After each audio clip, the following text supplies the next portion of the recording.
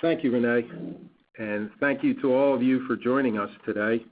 As we get started, I want to say that we certainly welcome any comments any of you may have on today's presentation, and we are also interested in hearing from you about any suggestions or specific topics that you would like us to consider for future webcasts.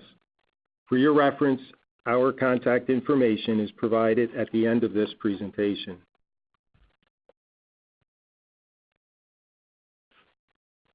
It is worth noting that the source of all the data presented today is from the AFS Pricing Dashboard. This database is the industry source of pricing trends for commercial lending and contains over $1 trillion in commitments, with approximately 80,000 new and renewed loans being added to our database each quarter.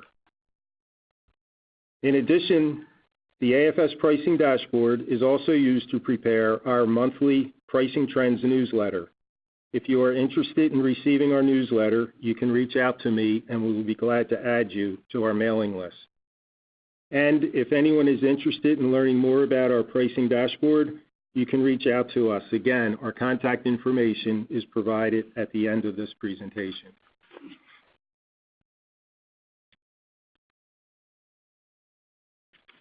Starting at the top of slide 4, we provide some economic statistics to help put the third quarter results into perspective, as well as the year-to-date results for 2018. First, the pace of annualized real GDP growth slowed in 3Q18 to an annualized rate of 3.5%. However, this represents a faster pace of growth than 3Q17 and is the second highest rate seen over the last few years. Next, we see oil prices at $73 at the end of the third quarter are much higher than last year. And as we will see throughout this webcast, this rebound in oil prices has generated a lot of activity in the mining, oil, and gas sector. Also, as shown at the bottom of this slide, the 10-year Treasury at the end of September was an even 3%, which is up 80 basis points year over year. Each of these statistics contributes to the broader U.S. economic outlook, and together with the continued uncertainty surrounding the trade talks that are taking place, the impact that the tariffs will have on companies' bottom line, the upcoming election, and evolving regulatory requirements all present extraordinary challenges to banks trying to manage their own bottom line.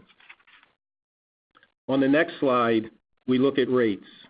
This chart is provided to give some insight into the third quarter market rates versus the actual bank pricing. The numbers on the right side of the chart show the year-over-year change, with the arrows indicating if the rates are up or down. Again, we see the 10-year Treasury, the solid blue line, which is up 80 basis points year over year. Looking at a shorter time horizon, the 10-year rate has increased 60 basis points since the end of last year. And the benchmark one-month LIBOR rate, the red line on this chart, at 2.26% at the end of the third quarter, is up 103 basis points year over year and up 70 basis points year to date. We also see the LIBOR rate, shown as the yellow dashed line, at the end of September was 3.96%, which is up 65 basis points year over year, and year to date there's an increase of 60 basis points. We will look into the bank pricing versus market rates in more detail later in this webcast. As we do in each of our webcasts, we will look at commercial lending with a focus on balance growth, line utilization, new and renewed volume, and pricing for spreads and fees. For our special topic today, Jeremy Charlson will analyze pricing profiles for key regional and industry segments in the context of credit risk. The results will not only shed light on the competitive forces playing out within these key lending markets, but will also provide a blueprint for the types of regional and industry summary reports that we deliver to our clients. Let's move to slide 7, where we provide a quick high-level overview of the commercial lending market. Starting at the top left, a quarterly trend of total balance growth is presented. We can see the pace of balance growth for the third quarter at 0.8% was not as high as the 1.2% rate we saw for 2Q18. We commented in our last webcast that the 2Q18 rate was better than 2Q17's growth rate, but not as good as the previous 5 years. We have a similar situation for 3Q18. That is, the 3Q18 rate was significantly higher than 3Q17 and 3Q16, but not nearly as high as the third quarter rate seen in 2013, 14, and 15. The top right chart shows that there was a year-over-year increase for both new and renewed loans. The chart on the bottom left shows a trend of the weighted average LIBOR equivalent spreads for new loans and renewals. Although both new and renewed loan volume was up year over year, the related LIBOR equivalent spreads were down when compared to September 2017. New loans decreased 28 basis points and renewals were down 33 basis points. And finally, on the bottom right chart, we see that total fees as of September were very similar to last year's fee levels, with a modest increase seen in upfront fees. With this quick overview as a backdrop, we will now examine how these pricing dynamics are playing out differently across the various lending segments. But before we dive into the numbers, in our last webcast, we saw a pickup in business borrowing in the second quarter, which reversed a prolonged slump in business loan growth that existed for the past 2 years. We saw 2Q18 GDP up significantly at a little more than 4%, but it was not clear why the demand picked up. There was speculation that some companies were laying the groundwork to expand, while others were still on the sidelines, concerned about the trade talks taking place and therefore being more cautious. Earlier this month, an American Banker article, or I should say last month now, an American Banker article posed a question: is the C&I comeback already over? Well, we know that the third quarter saw many banks with a linked quarter decline in commercial lending. While it is true that lending trends tends to slow down during the summer months, and some corporate customers may still be flush with cash as a result of the tax cut, some analysts are starting to wonder if companies' reluctance to borrow is a sign that an economic downturn is on the horizon.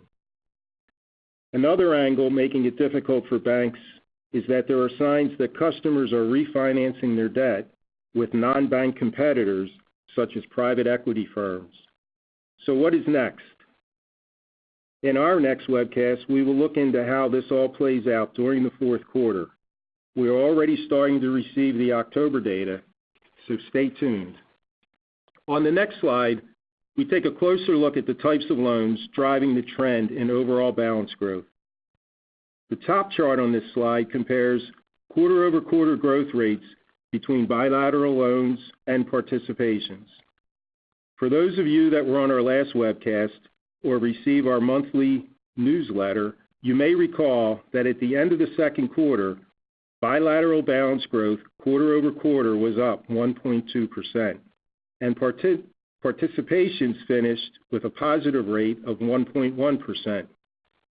At the end of the third quarter, we see that bilateral loans did not do as well as last quarter, finishing with a quarter-over-quarter growth rate of 0.84%. The quarter-over-quarter growth rate for participations was also not as strong as last quarter, up just 0.19%.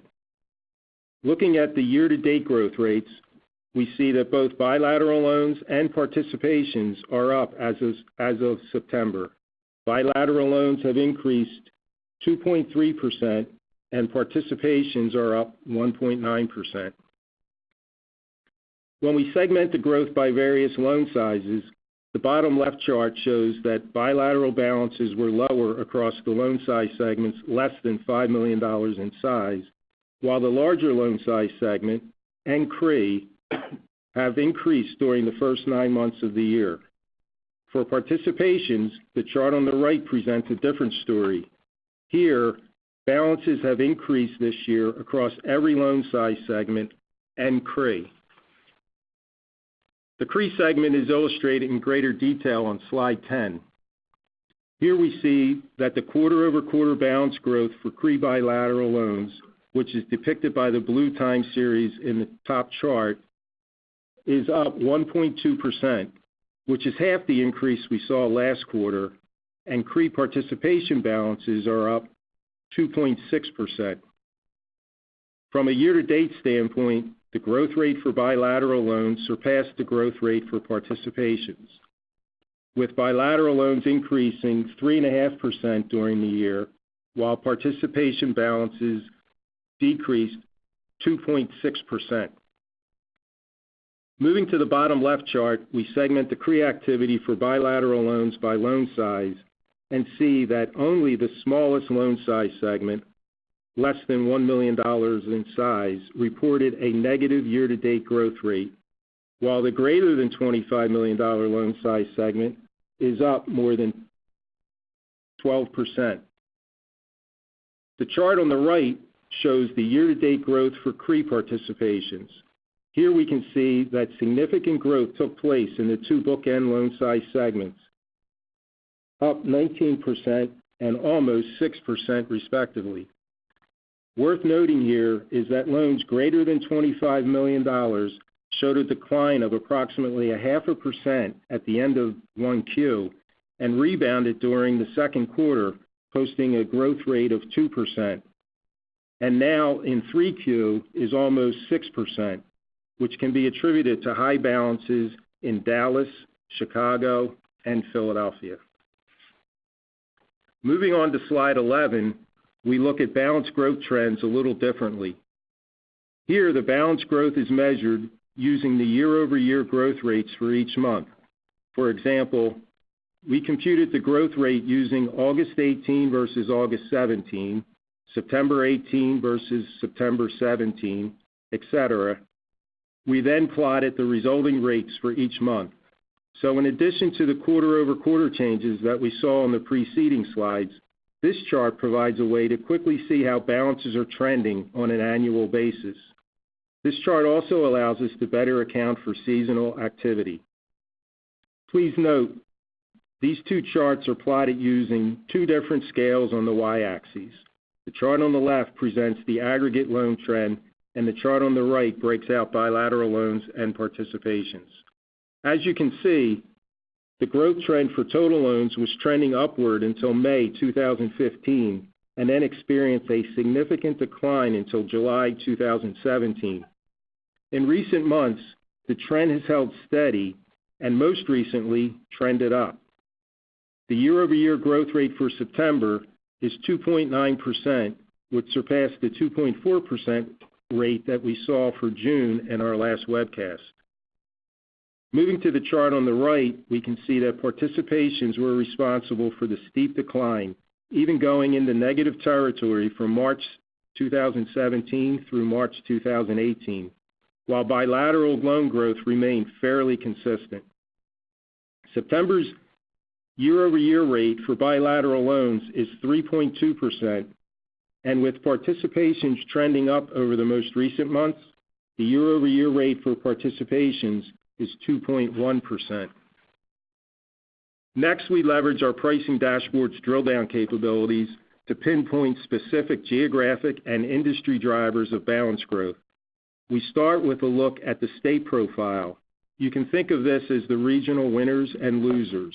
The top 5 states and bottom 5 states are reported. It is important to mention here that the geographic data presented in this webcast is based on the location of the borrower, not necessarily the location of the bank booking the loan. The chart at the top of slide 12 presents a state view for all loan types and reports the year-to-date balance growth. These charts are based on the change in outstanding dollars to determine the top 5 and bottom 5 states, and then presented ranked by the percentage change.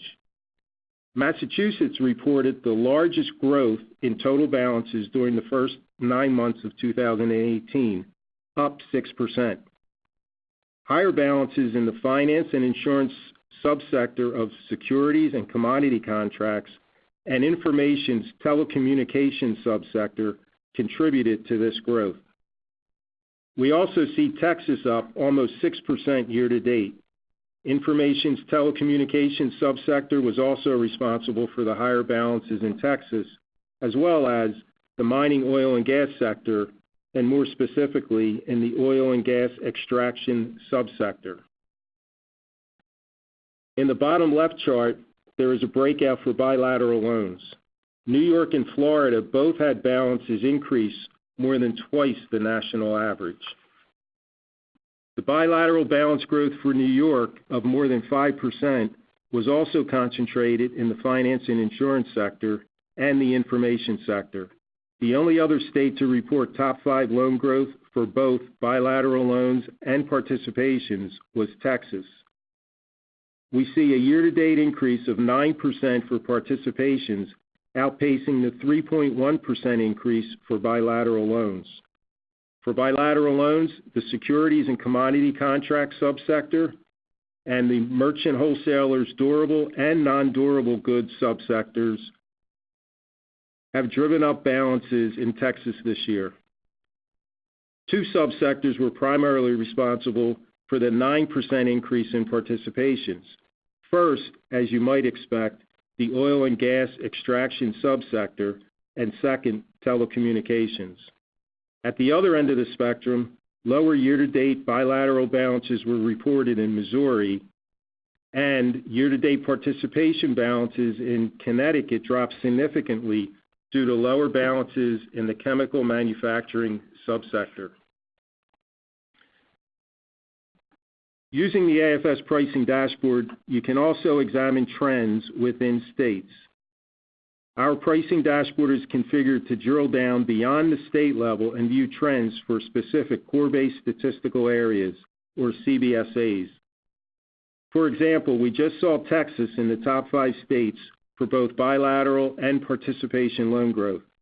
On slide 13, we can see that the year-to-date growth rate for bilateral loans in Texas exceeded the national average of 1.9%, and Dallas and Houston contributed to that higher than average year-to-date growth rate. However, the year-to-date growth experienced in the other CBSAs, Austin, El Paso, and San Antonio, were lower than the aggregate Texas state rate of 3.1% and have actually lost ground during 2018. This geographic precision allows us to distinguish the winners and losers very quickly and is the type of data you can leverage to be very competitive in your own markets. We will see more on the activity within specific CBSAs later in the special topics section of today's webcast. On the next 2 slides, we adjust our lens and look not only at the top 5 and bottom 5 states, but the entire country. On slide 14, the colors on the map indicate the level of dollar balance growth experienced by a particular state, with dark green indicating the highest level of growth and red representing a decline. So you can think of this view as a balance growth heat map for the balance growth across the country. The map on this slide focuses on bilateral loans, and we can see that balances were down across several states at the end of September. However, states such as New York, California, and Florida experienced significant growth in bilateral balances, as indicated by the green shading. All 3 of these states saw significant gains in the finance and insurance sector during the first 9 months of 2018. Even though balances are up, we can see that bilateral balances actually decreased in half of the states, especially in the Northwest and across the Midwest. The map presented on slide 15 changes our focus to the balance growth for participations. Participation balances are up this year across most states. Texas is the top-ranked state with higher balances in the mining, oil, and gas sector and in the telecommunications subsector. Higher telecommunication balances is also the reason Massachusetts is ranked number 2.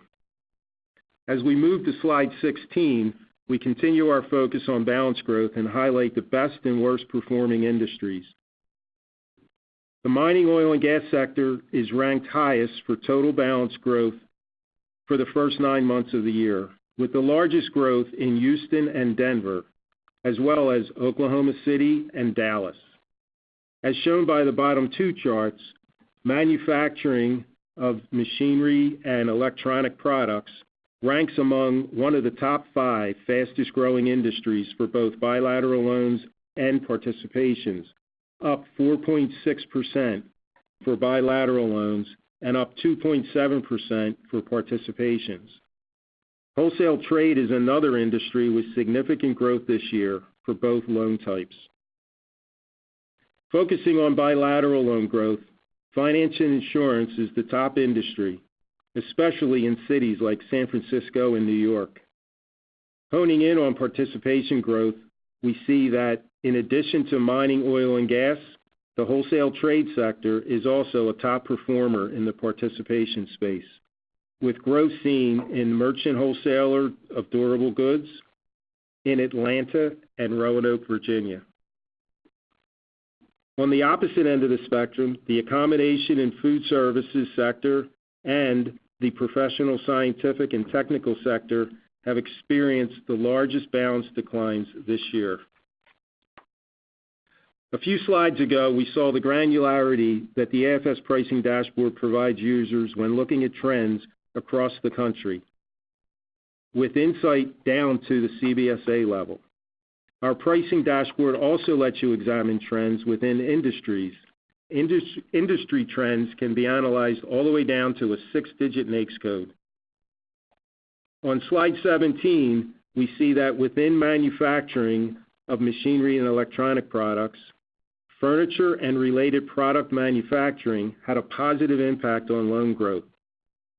Drilling further down to the 6-digit NAICS level, we see that 3 subsectors were responsible for the growth this year, most notably custom architectural woodwork and millwork manufacturing. Having this granularity is what the AFS Pricing Dashboard provides, and something for you to consider when you need very detailed data to support your own pricing decisions. So far, we have focused solely on geographic views of the data, or views based only on industry sectors. With the AFS Pricing Dashboard, users are not restricted to view one dimension at a time. Rather, you can examine cross-sections of regional and industry segments to better understand what is driving balance growth across your own geographic footprint. On slide 18, we highlight each state's top C&I industry for bilateral balance growth. The shading of this map corresponds to various industry segments, as detailed by the legend on the bottom left. For example, for the first 9 months of 2018, major business centers in several states across the middle of the country, such as Minnesota, Iowa, Missouri, and Ohio, as well as 9 other states sprinkled across the country, reported their largest C&I bilateral balance increase in the retail and wholesale trade sector, which is shown here with the dark green shading. To help you understand how the industry groupings presented here are defined, the next slide, slide 19, provides a breakdown of the industry groupings. We combined similar two-digit NAICS sectors to create broader industry groups. This helps to present a more concise picture of the industry growth trends across the country. For example, we combined the 3 NAICS manufacturing categories into an aggregate manufacturing segment. On the next slide, we'll leverage the same mapping to present industry growth across the states for participations. On slide 20, we highlight each state's top C&I industry for participation growth. Earlier, we saw that the mining sector has rebounded nicely in 2018. We can see that there are half a dozen states, including Texas, reporting their largest year-to-date growth in this segment. As the last few slides have demonstrated, there are clearly a handful of geographic markets that have generated balance growth well above the national average. On slide 21, we present a more concise picture of this dynamic. Here, we identify and aggregate the top 10 CBSAs based on their contribution to total U.S. real GDP. The hypothesis is a region's level of economic activity is proportional to its potential for future loan growth. The top 10 CBSAs are illustrated in aggregate by the dark blue bars, whereas the lighter shaded bars represent all other geographic markets. Since March 2016, the pace of total balance growth for the top 10 CBSAs has accelerated during every quarter, far outpacing the growth rate for all other geographic regions. As you can see on the far right, that while total loan balances for the top 10 CBSAs continued to grow in 2018, especially during the second and third quarter, the remaining markets have been treading water, hovering around a 2.5% to 3.5% growth rate. Even though the other regions saw balances increase in the third quarter to 3.6%, it is a far cry from the 13.2% third quarter growth rate for the top 10 CBSAs.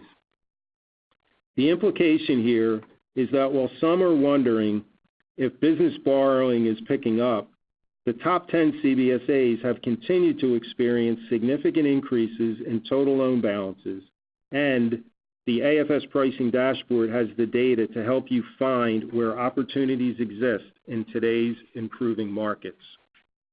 On the next slide, we look at another component of balance growth, line utilization. The chart at the top of this slide shows the overall line utilization rate at the end of September was 38.2%, down 0.3% since the end of the second quarter. In fact, all deal size ranges are slightly lower than where they were at the end of the second quarter. We continue to see significant variation in utilization rates both within and across state and industry segments. As shown by the bottom left chart, September's line utilization rate for New Hampshire was 50%, which is more than twice as high as the 24% utilization rate in Washington. Looking across the industries, we saw a higher utilization rate for agriculture in September when compared to June, up 1.5% to 50.3%. Mining, oil, and gas ranked third at 45.6% and is 3% higher than it was at the end of the second quarter. This contributed to some of the growth we saw in participation balances this quarter. We will continue to monitor these trends and their impact on the market's overall loan growth. In addition to examining trends in total balances, the AFS Pricing Dashboard enables users to analyze trends for new and renewed loans in order to gain valuable insights into the impact of the most recent lending activity. On slide 23, we begin with a look at new and renewed bilateral loans. Starting on the left, we can see that September's new loan volume is higher than last September, and renewal volume is marginally higher. We saw higher new loan balances in the finance and insurance sector and the manufacturing sector focused on machinery and electronic products. The finance and insurance sector also contributed to the higher renewed balances, as did the public administration sector and the wholesale trade sector. When compared to the prior month, new loan volume and renewal volume are both lower. Moving to the chart on the right, we focus on the pricing of the most recent lending activity. The LIBOR equivalent spreads as of September for both new and renewed loans are lower than September of last year. When compared to the previous month, the weighted average LIBOR equivalent spread for new loans went down 14 basis points to 191 basis points. For renewals, the average spread fell to 207 basis points, down 3 basis points from the previous month. For your reference, the 10-year Treasury rate is also provided. As mentioned earlier, the 10-year Treasury for September was 300 basis points, which is 11 basis points higher than the August rate.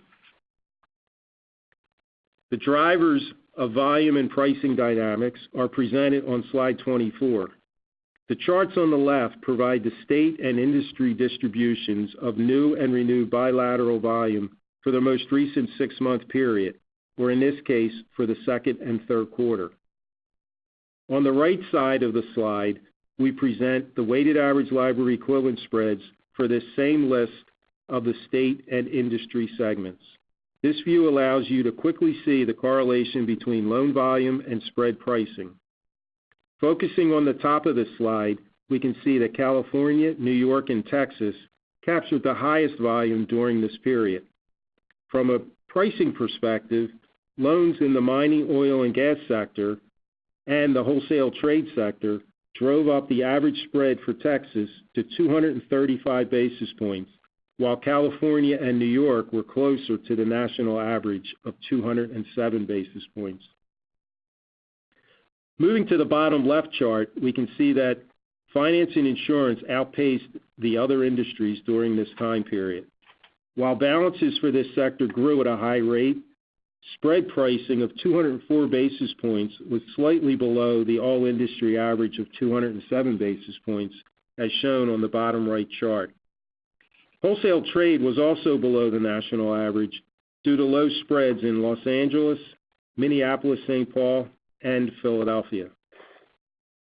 Across the top 10 industries, manufacturing of food, beverages, and apparel has the lowest average spread at 157 basis points, which is mainly due to low pricing in the footwear manufacturing and soft drink and ice manufacturing subsectors. And the professional, scientific, and technical services sector has the highest average spread at 244 basis points, which can be attributed to spreads in the architectural, engineering, and related services subsector of 279 basis points, as well as in the computer systems design subsector at 246 basis points. Next, we will quickly look at the volume and pricing trends for participations. On slide 25, the chart on the left shows that total new and renewed volumes are up when compared to the same period a year ago. The finance and insurance sector had the highest volume. The manufacturing of machinery and electronic products subsector, the utility sector, and the mining, oil, and gas sector also had significant balance increases. Looking at the chart on the right, when compared to the same period a year ago, the weighted average LIBOR equivalent spread for new loans is down 26 basis points, and the average spread for renewals fell 38 basis points.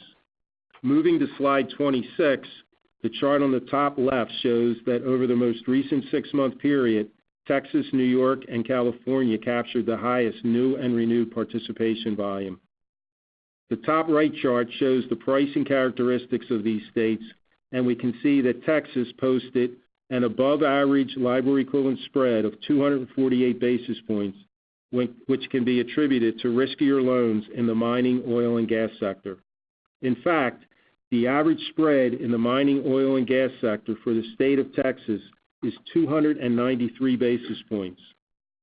For the second largest state, New York, new and renewed loans booked in the finance and insurance sector and in the utility sector, and the utility sector focused on electric power generation, transmission, and distribution, with spreads of 154 basis points and 141 basis points respectively, accounted for New York's below-average spread of 186 basis points. On the bottom left chart, we see finance and insurance and the manufacturing of machinery and electronic products ranked as the largest sector for new and renewed participation volume. While volume is high in these sectors, their average spreads of 168 basis points and 163 basis points was approximately 30 basis points beneath the all-industry average, as shown on the bottom right chart. Next, we look at the final layer of our market review. Slide 27 focuses on commercial loan fee performance. Fee revenue is a vital component of overall bank profitability, and the chart at the top of this slide shows that total fees as of September were slightly better than the levels reported in the same period a year ago. As we saw with loan volume and spread pricing, the AFS Pricing Dashboard enables users to examine the regional and industry drivers of fee performance. Mirroring the overall fee trend, the chart on the bottom left shows that for all regions except the West, upfront fee performance was up slightly from the same period a year ago. From an industry perspective, the bottom right chart, which has a slightly different y-axis than the other charts on this slide, shows the industries with the highest fee level were mining and utilities. We looked at the fees paid during the first 9 months of this year and saw numerous six-figure fee amounts booked to these two industries. As we've seen throughout this presentation, the AFS Pricing Dashboard can be used to shed light on loan growth trends for specific geographic and industry segments. Many of our clients are using the AFS Pricing Dashboard in this precise manner in order to gain strategic intelligence into both new and existing markets. As a template for this type of analysis, on slide 28, we organize the states into 7 broad geographic regions. Let's say, for example, that your bank was thinking of increasing its market share in the eastern Midwest part of the country. The top right map highlights this region. We can quickly see that manufacturing is one of the top industries for bilateral loan growth in this region. The leading industries for balance growth across the other areas of the country are shown on the bottom of this slide and the next slide. This is a quick way to see which industries rank among the best performers across the country. It is also worth mentioning that the AFS Pricing Dashboard allows users to analyze all the major metropolitan areas in the country. We have helped users pinpoint specific loan growth opportunities based on their own custom regional footprints and pricing strategies. Please let us know if we can help you with this type of analysis. Our contact information, again, is provided at the end of this presentation. Now for our special topics section of the webcast, Jeremy Charleston will build on what we saw earlier and present pricing profiles for key regional and industry segments in the context of credit risk. And with that, I'll turn it over to Jeremy. All right, thanks a lot, Don. So one of the key findings that Don highlighted was that spread pricing was flat to down for the market as a whole. Certainly there were some exceptions when we look at it by geography and industry, but it got us thinking more about how these spread profiles looked in the context of credit risk. Now, one way to measure risk and return together is to use what we call the spread per unit of risk. This was a metric that we actually developed with input from several of you on the call today.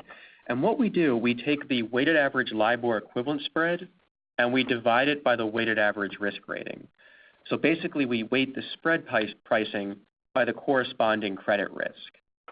We should note here that we map each bank's unique obligor risk rating to what we call the RMA 10-point scale, which helps normalize some of the variation in the risk ratings. A description of that scale is provided in the appendix of this presentation.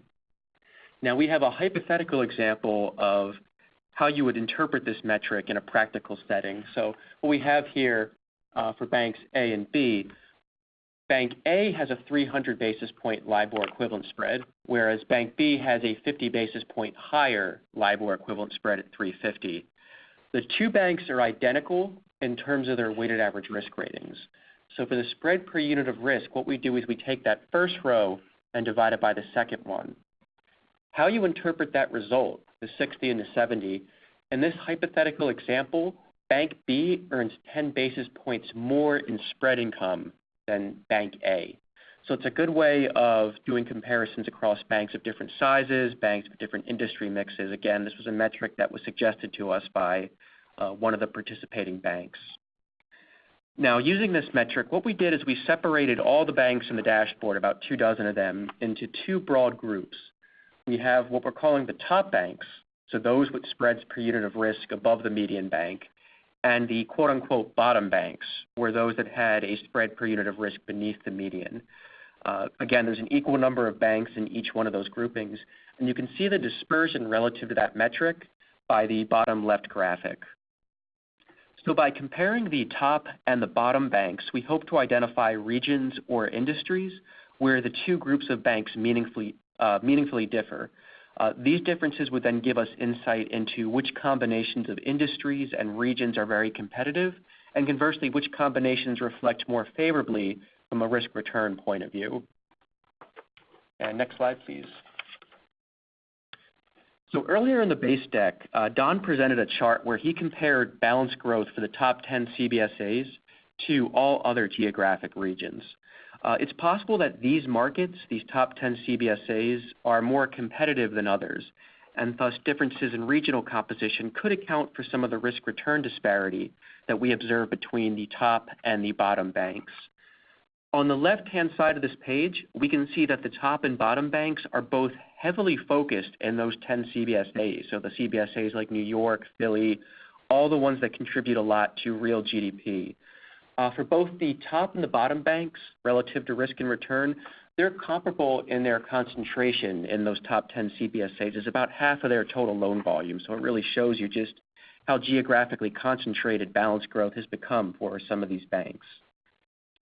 Now, we do start to see more geographic variation when we look across the individual cities, as presented on the right-hand side of this page.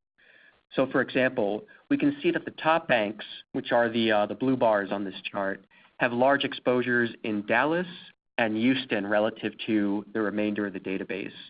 We should note that the Texas markets are not entirely dependent upon energy lending. Don had pointed out earlier that in Texas, and in markets such as Dallas, we're seeing growth not just in energy, but in telecom, real estate, finance, so it's beginning to diversify somewhat in terms of the industry drivers for growth. From a regional standpoint, the bottom banks for risk and return display a much larger concentration of outstandings in Los Angeles and San Francisco. And we've heard from many of you that LA in particular is a very hot, or should I say a very competitive market. So in a few slides from now, we'll dig a little bit deeper into LA to see just what exactly is going on in that market and whether or not that accounts for why some of these banks are underperforming relative to that spread per unit of risk. Now, we also wanted to see if there were any meaningful differences in the industry compositions between the top and the bottom banks for risk and return. On the left, we look at the split of C&I and CRE loans between these two groupings. Historically, we've observed lower pricing, but also better credit risk for C&I loans compared with your typical commercial real estate portfolio. The top and the bottom banks, they're about similar in regards to their split of C&I and CRE loans. For both groups, C&I loans make up approximately 2/3 of the total outstanding balances. On the right-hand side of this page, we have a bit more of a granular look where we look at individual C&I industries. And again, here we start to see many more significant differences between the top and the bottom banks. For example, the top banks for risk and return are more heavily concentrated in mining, retail trade, and accommodation and food services. And what these three industries have in common is typically they display spread pricing credit risk levels well above C&I averages. So from an industry perspective, it appears that the top banks have targeted higher risk but also higher reward sectors. By comparison, the bottom banks are very heavily focused in the finance and insurance sector. And Don had brought it up when he referenced our monthly pricing newsletter. This is an industry that's seen tremendous growth in 2018. Pricing tends to be a little bit more competitive in this sector, and that could account for why this group of banks is lagging the top group. But again, it's very interesting that we're seeing a very wide divergence in that finance and insurance sector.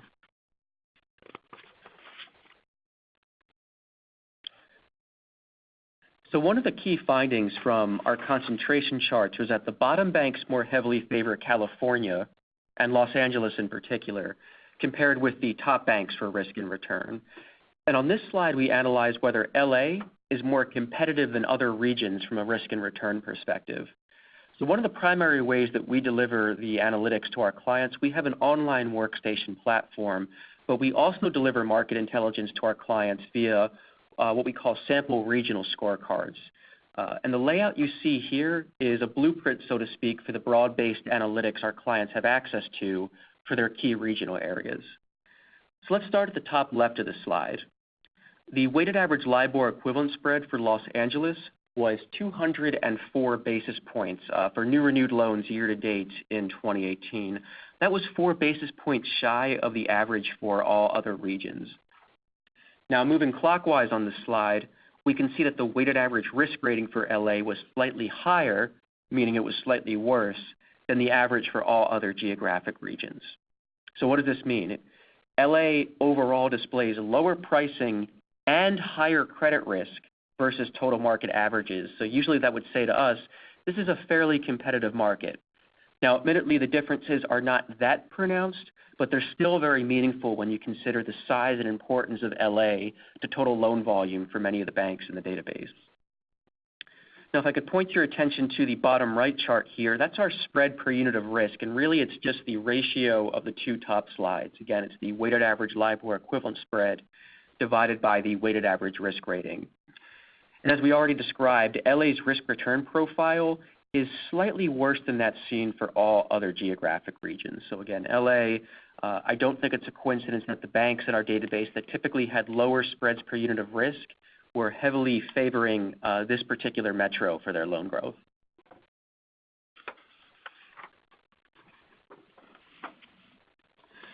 Another major difference between the top and the bottom banks related to the finance and insurance sector.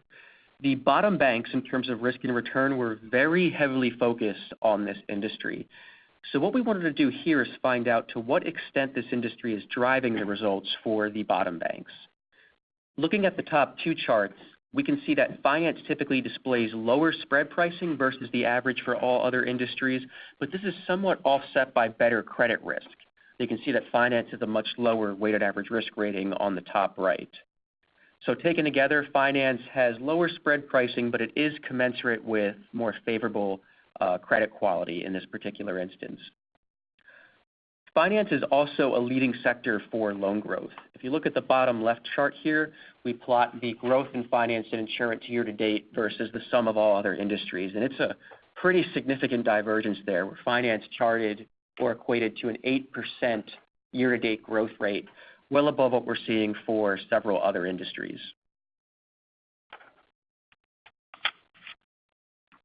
Now, using the pricing dashboard, I then created a query that allowed me to isolate finance loans just within the LA market. So here we have a cross-sectional analysis of industry and geography. And what's interesting is that while LA overall seemed to be a competitive market, remember it had lower spread pricing and higher credit risk. What's interesting is that when you look at just the finance loans in LA, it actually presents a pretty favorable profile. For finance loans in Los Angeles, the weighted average LIBOR equivalent spread is right on par with the national average, only about a basis point difference there. However, finance loans in Los Angeles also show a much lower weighted average risk rating versus the rest of the activity in the database. The top banks for risk and return may have selectively shied away from the LA market due to its less favorable spread and risk profile, but there are select pockets in this metro, such as finance and insurance here, that may still offer a favorable balance of risk and return for banks looking to grow the loan book in the California market.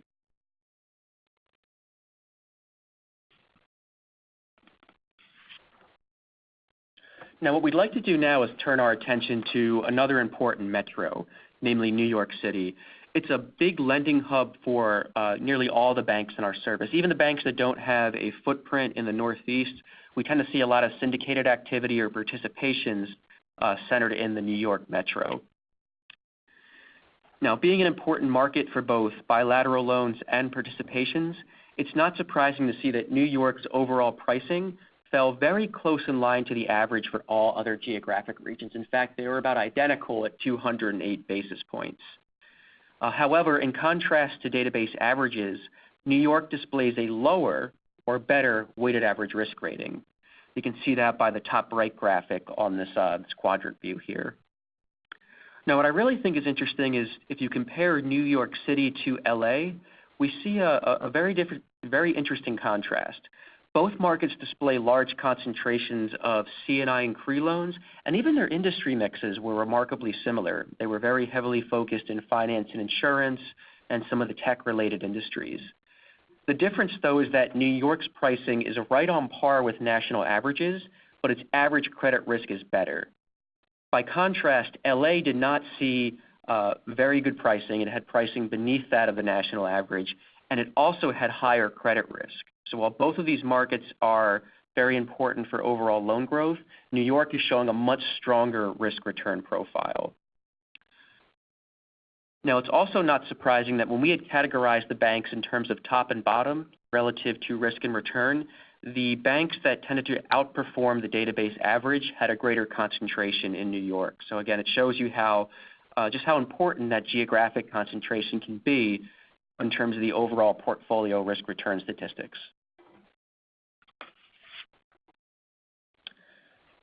From an industry perspective, the top banks relative to our risk-adjusted yield measure were much more heavily focused in accommodation and food than the bottom banks. This was a really interesting sector to us because in 2016 and 2017, loan balances surged in this industry, both for hotels and the restaurant subsectors. In terms of the interplay between risk and return, this industry's higher spread pricing more than offsets its higher credit risk. You can see the net effect by the bottom right graphic here, which is the combined spread per unit of risk metric. You can see accommodation and food has a much higher return relative to risk than all the other industries, C&I industries in the database. Now, take a look at the bottom left chart there, which is a balance growth trend for this industry. We do note that balances for accommodation and food were down in 2018. Again, keep in mind this industry grew at a very rapid pace in 2016 and 2017. It could just be a temporary pause. We have heard some of you say that there's some concern about restaurant credit quality, so it could also be a strategic pullback. But as it stands now, this industry shows a very wide return relative to risk.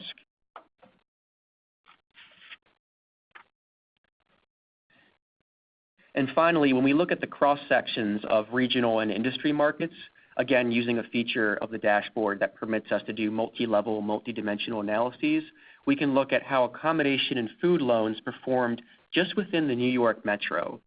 And what we saw for this combination of characteristics is that accommodation and food loans in New York, they had higher spread pricing, again, higher risk, but in net-net, the spread pricing, the higher spread pricing more than offset the higher credit quality. This intersection of industry and geography, accommodation and food loans in New York, this was a major contributing factor to why the top banks shown earlier displayed high spreads per unit of risk. Their niche concentration here helped drive the spread per unit of risk higher in contrast with the average bank in the consortium. So before wrapping up, I just want to note that our intention here was not to say that banks should be pursuing a high-risk, high-reward strategy, that they necessarily should be going after, say, accommodation and food loans in New York.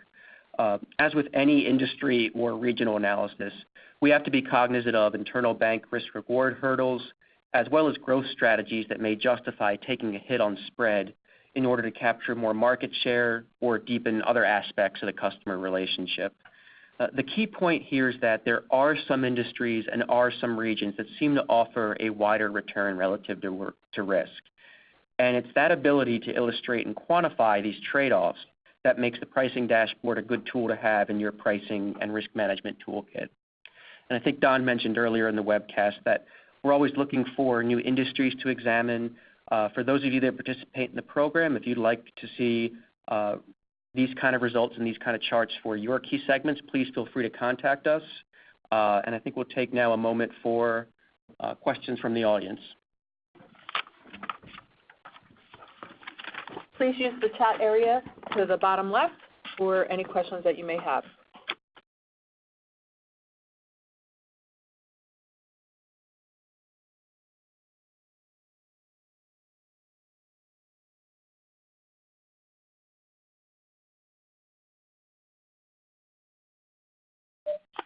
We want to be respectful of your time because we are a minute away from the top of the hour.